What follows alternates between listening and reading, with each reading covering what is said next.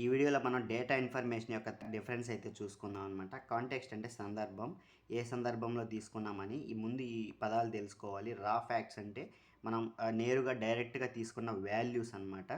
అవి అర్థమైతే ఏం అర్థం కావు, చూడటానికి ఒక వివరాలు అయితే ఉంటాయి అంతే.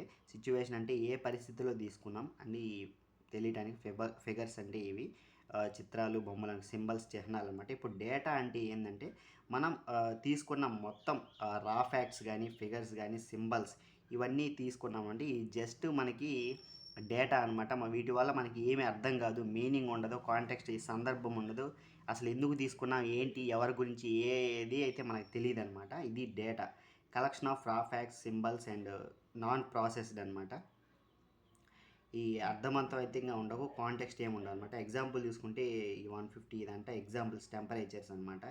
ఈ టెంపరేచర్స్ ఎందుకు తీసుకున్నాం, ఇవి ఒక హ్యూమన్ బాడీ హీట్ టెంపరేచర్సా, లేకపోతే రూమ్ టెంపరేచర్సా, లేకపోతే వేడి ఉష్ణోగ్రత అంటే సన్ హీట్ టెంపరేచర్స్ అని ఏం తెలియదు అనమాట. ఇవి డేటా గురించి. అంటే ఫర్ ఎగ్జాంపుల్ తీసుకుంటే మనం టీ చేయడానికి అయితే పాలు, చక్కెర, ఇలా టీ పొడి ఎలా విడివిడిగా అయితే ఉన్నాయో అలాగా రా డేటా అనమాట ఇదంతా.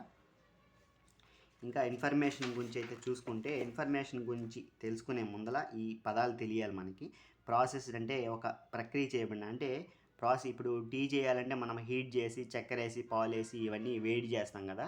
అదంతా రా రా మెటీరియల్ని టీగా మార్చే క్రమ ప్రాసెస్ని దాన్ని ప్రాసెసింగ్ చేయడం అంటారనమాట. మేనేజబుల్ అంటే మనం ఒక క్రమ పద్ధతిలో సక్రమమైన మార్గంలో అన్నీ ఒకటి అవైలబుల్గా అరేంజ్ చేస్తే డేటాని ఇది ఎవరి డేటా, ప్రీవియస్ ఇయర్లో ఉన్న స్టూడెంట్స్ ఎవరు, వాళ్ళ డేటా ఏంటి, వాళ్ళ ఊర్లు ఏంటి, ఇవన్నీ దాన్ని ఆర్గనైజ్డ్, మేనేజబుల్, స్ట్రక్చర్డ్ అంటారు. డిసిషన్ మేకింగ్, ఇది నిర్ణయం తీసుకోవడానికి అయితే ఉపయోగపడుతుంది అనమాట. ఇన్ఫర్మేషన్ అంటే మనం తీసుకున్న డేటాని ఒక ఆర్గనైజ్డ్, ప్రాసెస్డ్, స్ట్రక్చర్డ్ వేలో మనమైతే ప్రొవైడ్ చేసి ఆర్గనైజ్ చేస్తే దాని ఇన్ఫర్మేషన్ అంటాం అనమాట.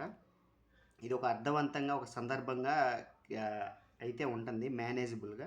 దీనివల్ల మనం డెసిషన్ మేకింగ్ అయితే తీసుకోవచ్చు. ఫర్ ఎగ్జాంపుల్ తీసుకుంటే Rahul scored 150 in science 18th June. ఈ డేట్లో ఇంత స్కోర్ చేశాడని మనకు ఒక కాంటెక్స్ట్ ఒక అర్థమవుతుంది.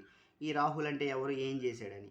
యావరేజ్ టెంపరేచర్స్ ఇన్ హైదరాబాద్ అంటే ఈ గత వీక్లో ఇంత, ఒకసారి 32, 33, 40 ఉండొచ్చు. ఇవన్నీ యావరేజ్గా అయితే ఇంత నమోదైందనమాట ఉష్ణోగ్రత యావరేజ్గా. దీన్ని బట్టి మనకి నెక్స్ట్ వీక్లో ఎంత ఉష్ణోగ్రత నమోదు అవ్వచ్చు ఏంటి అనేది ఓవరాల్గా అయితే ఇది మనకు సూచించింది. ఒక ఇన్ఫర్మేషన్, ఒక అర్థమవుతుంది మనకి ఏంటి అనేది.